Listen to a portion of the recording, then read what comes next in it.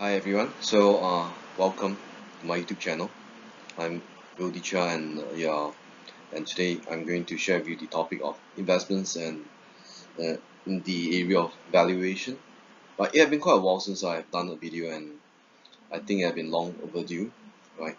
So previously I shared about investments margin. That was like how long? I think probably 2 over years ago. Right, time flies, and now it is like 2018. Okay, let's come to our topic today.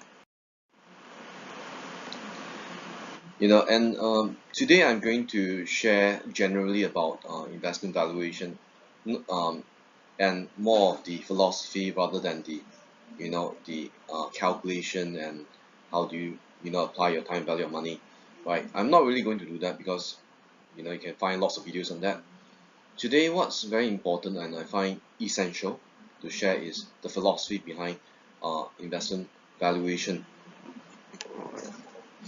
And here goes. Right. Uh, of course, what you are going to hear in this video will represent, not in any way investment advice for myself. So you should just take this as good reference material, right? If it's of any value to you. Okay, let's begin. A matter of opinion, right? From if you did a Google and then if you had uh, seen the things that I've shared, you probably can guess that I'm not that young. And yes, I'm not that young. I have went through lots of things in life, and I got to know plenty of people. And it is actually not uncommon, for me to come across people giving hot tips. Like from a certain very successful guru, you say that, hey, you should buy this, you should buy that, and wait, you should buy that too. Oh, that is also a great purchase. Why not buy that as well? That's undervalued. And you know what? If that happened to you, you think back for a while. Hey, really? And some other gurus will tell you, or for myself, some other gurus actually told me, oh, you should invest in bonds and not equity. In fact, I had an investment banker that suggested to me that I should invest in high yield bonds. um, well, you know what, I'm skeptical, right? Very skeptical. And worse still, if you're like me, you come across all these people, they tell you that you should buy this, buy that, invest in this and that, you end up becoming very confused, especially when a wealth management consultant tells you that to leave your financial affairs in his safe hands, purchase whatever and put whatever amount of money with him. Now, I'm not saying that any of these would work and that you should do any of these, but all these should prompt you to think what actually is of, what is truly in your best interest, right? And after all, you know what, why would people give you such advice, seriously? Why would someone come to you and tell you that you should invest in this and that? Don't they have better things to do, right? You wouldn't expect me to come up to you and tell you that, hey, you should invest in this, you should invest in that, you should buy the securities in XYZ, and so on. Why would I want to come to you and tell you all that, right? I have better things to do. I won't come to tell you all that. So, likewise, what, if you think with a lot of common sense, you wouldn't expect someone to come out of the blue and then tell you that you should invest in this and that, right? Because for people to do this, there is a lot of vested interest, or maybe a lot of ego involved, perhaps a lot of pride involved as well. Let's move on. So what's the message? Everyone has their own view about what to invest in and what makes money and what doesn't, right? Opinions vary a lot. So do the valuation of securities. I have at one time heard of things such as, hey, this stock is undervalued. And then at the same time, the same person said, another friend, not same person, but another friend says, no, I think that stock is extremely overvalued. Or maybe, yeah, some other people, in between who says, I'm not too sure, that seems overvalued, that seems a bit undervalued, right? Okay, my point is that one man's way of fishing will surely differ from that of other men. So does one adopt other man's fishing techniques or derive his own? Right? The same question goes for valuation. The way we value a stock using PE is going to be very different from some other people. For instance, if I could ask you this, is it sound to apply a PE of 25 times, and that it is prudent to apply 25 times PE to value an entity. You know, when I came across this, I had many opinions. One friend told me that he thought 25 times PE is very prudent because of the nature of the entity. Yet on the other extreme, I had another friend who said that 25 times PE is too high risk because of the nature of the business, right? There is no the underlying assets are, I mean, do not make up, or rather, to be more exact, the underlying assets, the tangible assets, doesn't make up as much as the market price of the security. So different schools of thought, right? Or would 40 times PE be prudent? Would 40 times PE be prudent? In fact, you know what, if I could say this, even 2 times PE can be extremely dangerous. Why? Because even 2 times PE means that, you know what, you might invest in a stock that of a company that's poorly run. So even 2 times PE can be very dangerous. But if you can invest in a company that is properly run, well managed, even 25 times PE may not be too dangerous to speak of. Okay, so my point is that you can't just look at something and say that, hey, that's my benchmark to value an entity, and use that as the the gospel truth. Things don't work like that in investment valuation. There is no surety or benchmark because it all boils down to experiences of an individual. Like myself, I lost a lot of money. I'll be very honest. I lost a lot of money, and I find that the experience of losing real money cannot be better felt than being experienced yourself. Yes, only when you have lost real money then you realize the gravity of the lesson, how much those lessons meant. And if I can define experience basically is what you get when you don't get when things don't turn out the way you wanted, right? You turn out the other way round, rather than coming out the way you expected it to be, right? That's experience. So anyway, going on. So my point is that there is no benchmark, right? Experiences matter a lot. In fact, I like to add that experience has no correlation with a person's age. In fact, experiences come from what you have went through, what you have been exposed to, those that are most valuable, in fact.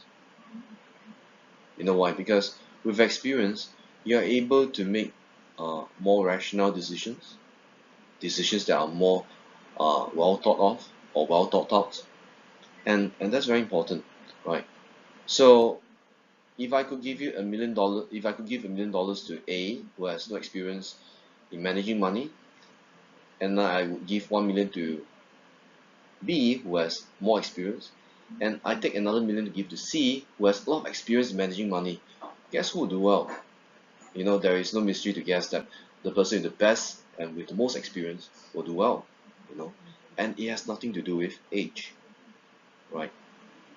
Going on. Other people's views. Now, in investing, one of the most dangerous things to be exposed to is noise. Things like people telling you that, hey, I think you should do this, hey, I think you should do that. And will people really share with you their secrets to their successes? Well, I can tell you a high chance is that no. Why should they?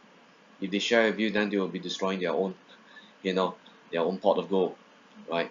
Because in financial markets, if a certain methodology works so well, and if it spreads around, then these methods will no longer be very effective in generating return on investment.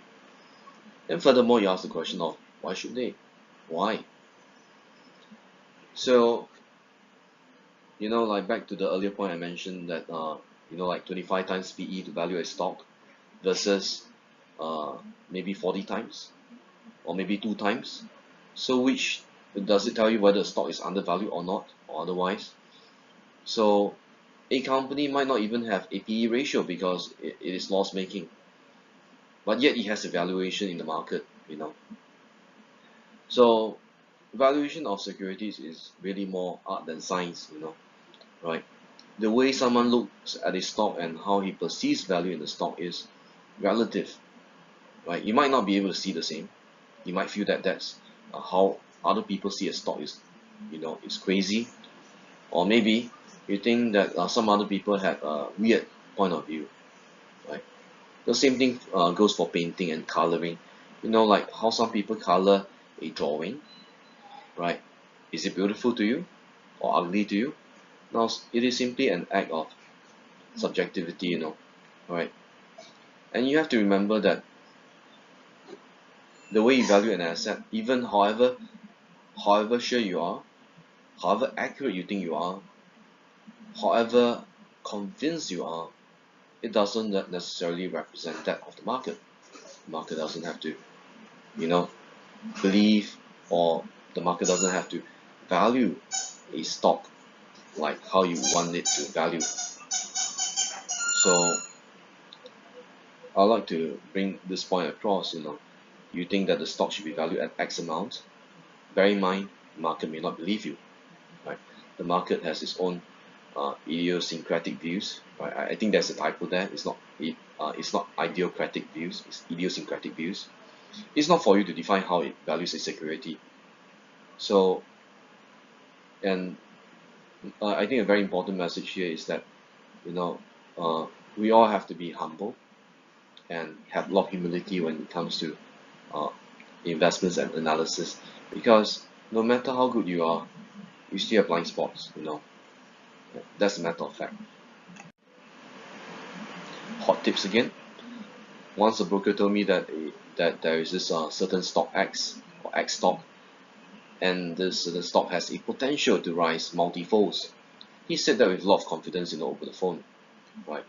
Then the question is, why should he share such a tip with you, right? Doesn't that sound very familiar? Now, to quote Warren Buffett, you do not need to ask a barber if you need a haircut. Why should you, right? In fact, the best person to ask if you should purchase a stock is yourself, right? No one knows best other than yourself. That's a very important point to bear in mind. Another financial planner had once shared the brochures of some unit trusts, and he claimed that these unit trusts have performed outstanding in the past, and these unit trusts have been very well managed and very popular. And that's a common thing that many of the financial planners share with me. I mean, no offense to financial planners out there, but uh, that's how I felt. So he had this certain planner had shared with my brother and said that, hey, this is a good product to invest in. It helps diversify investment risk. But wait, was it or is it a good product? The problem with all this advice is that people say all this with a lot of vested interest. You have to remember, there is no good reason why people should come up to you and give you a hot tip. No, it doesn't work like that, right? You have to approach valuation with a lot of skepticism. You have to approach all these opportunities with extreme skepticism. So a certain stock was recommended to myself and some other friends. It seemed like a very promising stock because it was trading at a very low PE, right? You know what? You get promoters like that all over the place. They could be promoting to you a financial product, unit trust, whatever it is. And this particular stock that was recommended to us seemed like a very promising stock because it was trading at very low PE ratio. We thought, how could this fail? Why? It turned out that the stock prices were manipulated. Whoa, it was manipulated. The business turned out not to have a very enviable business model, right? Yet some self-claimed gurus and brokers claim it was a good stock.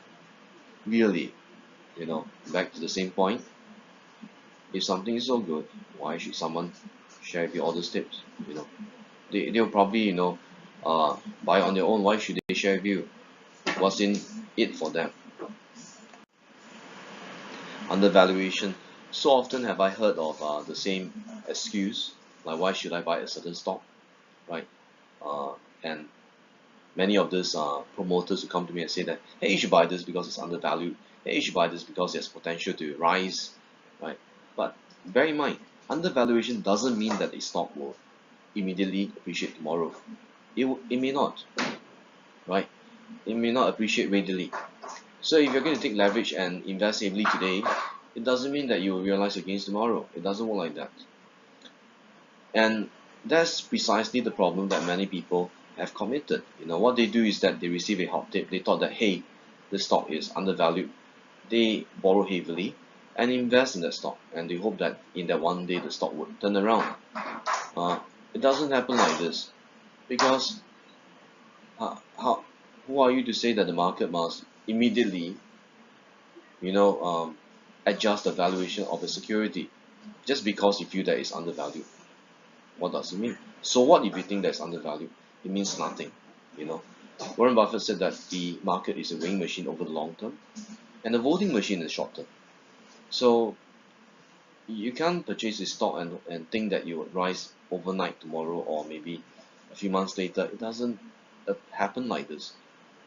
A stock represents a part ownership in a business, and businesses do need time to grow. Businesses need time to streamline costs and streamline operations and processes.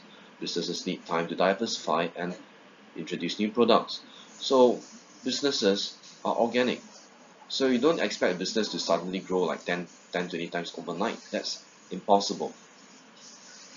And any appreciation in securities market valuation takes time to occur, right? And it really depends on how soon the market attaches fair value to the underappreciated security. So back to my earlier point, undervaluation means nothing. It means nothing in the short term. Undervaluation uh, doesn't mean that the stock should rise immediately over the next few days. Unfortunately, many of the amateur investors don't understand that. But I went through that path. It was very painful, and I have to say that I'm very glad that I have went through these lessons and early enough so that I have the energy to recover from all these damages. So, conclusion: what do you buy, and how do you decide what to buy? It's to fill in the blanks. It's your opinion that counts. It is your opinion that counts. Really, it's your opinion. What do you think you truly understand, right? You know what? I like to read a lot. I'm a person in finance. I enjoy reading books. I enjoy reading Bloomberg, Reuters daily. That's in my blood, in my DNA, right? So if someone were to make me teach literature tomorrow, I think I'll do badly in that. But if you're going to ask me to teach audit, accounting, and finance, I would have very little difficulties in doing that. In fact, I enjoy doing it a lot. I enjoy sharing how to assess audit risk and how to apply PE ratio to value a stock. Yeah, but if I'm asked to teach literature or perhaps to teach history, I'll do badly in those. Why? Because those are not things that I'll do well in. And to quote Warren Buffett, those are beyond my circle of competence, right? And in determining what stock to buy, you have to identify for yourself what you understand. Right? Knowing what you understand is the first critical step to deciding what you could invest in, right? So you know what? Because everyone's personal experiences are very different. Like myself, I have experiences in private equity, in a technology company. I was financial controller with a technology startup. I ever worked in a retail company. So my experiences are very different from perhaps yours. So you won't be able to see the things that I see. Uh, and therefore, how do I know what to buy? Because like what helps me to determine what I want to buy is really the result of the experiences I had. The same will apply to you. Like for example, myself, because I know so much about technology companies, so naturally I would understand technology companies like Google. I'll understand it a bit better than others. Uh, and because I'm in the training industry, I'll understand businesses like Kaplan a lot better than others. So your opinion really matters at the end of the day, uh, and the other very important thing other than your own opinion is Conviction. Conviction, yes. The the the word here, conviction. Conviction is very important. Conviction to your own opinion. You know what? We all have our own opinions, but few of us, or maybe I should say not many of us, have the conviction to stand by our own opinion, right? In fact, uh, being the market is a terrible place to be tested, you know. I mean, for us to be tested on the conviction of our opinions. Not easy, you know, to stand by opinion when you see the values of your stocks declining, you know, from day to day, and you see that other people are making money, you know, in the stock purchases. So conviction is very important, you know, aside from that opinion. How convinced and how convicted you are to your opinion. That's very important. Form any opinion that you want, but hey, do you have that conviction to stand by your opinion? Few people have, you know, right? I have been through some of the most difficult times in my life. You know, I started a business, failed business, and that taught me something. That taught me that if I fail to form my own opinion, and I fail to have conviction in my opinion, I will not do very well in what I do. So same goes for stock. If you decided to invest in stock X, stock Y, whichever that is, or cryptocurrency even, so you know your conviction, your thesis is very important, and then your conviction as to what you think the fair value is, right? You can't let your conviction be swayed every day just because the asset prices are fluctuating from day to day, right? And it's really not easy, you know. It's a very trying journey. I say this with a lot of experience. I mean, that I've accumulated previously, right? Seeing other people make money and looking at their successes is tells you nothing about, you know, the struggles that they go through, right? And to end off, I'd like to add what Howard Marks said, you know, and I think is a very good lesson for everyone to bear in mind. Looking at the result, you know, of a decision made tells you nothing about the quality of the processes behind how a decision was made, you know, because when you look at the outcome is influenced by a variety of things such as luck, you know. If you're lucky, then the decision you make will come out to be uh, astounding, you know. You come out to give to impress many people. But seeing the outcome of a decision tells you very little about how much, you know, thought went into that decision making, how much uh, went into the thinking, you know, and the quality of the work that went behind uh, the scene before the decision was finally made, right? So I have made that mistake also. You know, when I met some of the successful stock investors, I wondered how on earth they made it, you know, to where they are, right? I thought that they are successful because I saw their bank account. I thought that, hey, they're successful. Oh, they stay in a nice apartment. They must be successful. But those tell me very little about how good they are, no? Right? If you are to take away whatever they have today, could they rebuild what they have today? And I think, uh, you know, fact is that uh, many of them may not be able to repeat the same successes, you know, because being able to be uh, being able to make a very good decision one time doesn't mean that someone can repeat that same quality of decision every time, you know. So the quality of decision making uh, and the processes behind, you know, and these can't be felt, these can't be seen. When a decision is badly made, the outcomes are immediately obvious, and you know, and people get condemned. But many fail to understand what processes went behind the decision making.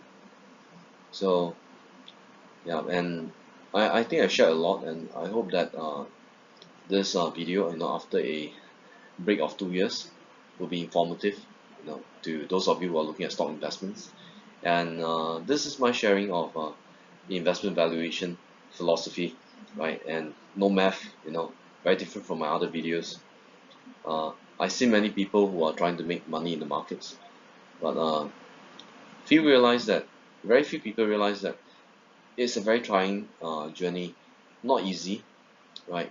And it's very demanding because it it requires you to be not just right, but very rational, and you're even more right than everyone else, right? And you need to have lots of courage and bravery in making decisions that don't make sense, right? And how do we know that someone has conviction in their stock purchase? They look at how much they purchase into a stock, right? And using 1% of one's net worth to purchase into the stock is not conviction. Right? You want to see someone who puts real money into a stock, then we can say that he or she has true conviction in his or her perspectives and opinions. So yeah, that's a lot of sharing. Yeah, and once again, thank you for listening, and you've been listening to this on my YouTube channel. I'm Wildy and I deeply appreciate you all following my YouTube channel. Right, I look forward to continue sharing more, our content in the weeks to come. Have a great year ahead.